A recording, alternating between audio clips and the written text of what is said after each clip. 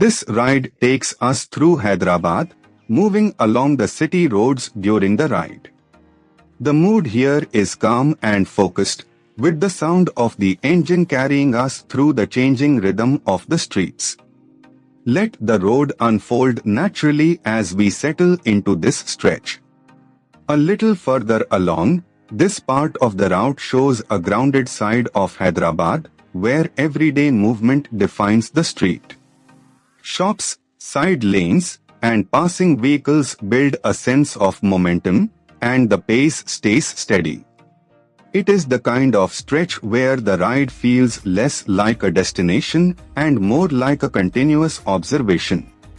As the ride continues, here is something worth knowing about this part of Hyderabad. For motorcycle riders, freshly laid roads under the CRMP provide a much smoother riding experience.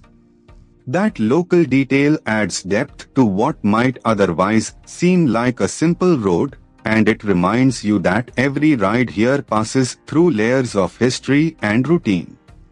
Coming into the next stretch, from the rider's perspective, this section is defined by spacing, timing, and attention. Traffic flows in its usual unpredictable pattern, so every opening on the road matters.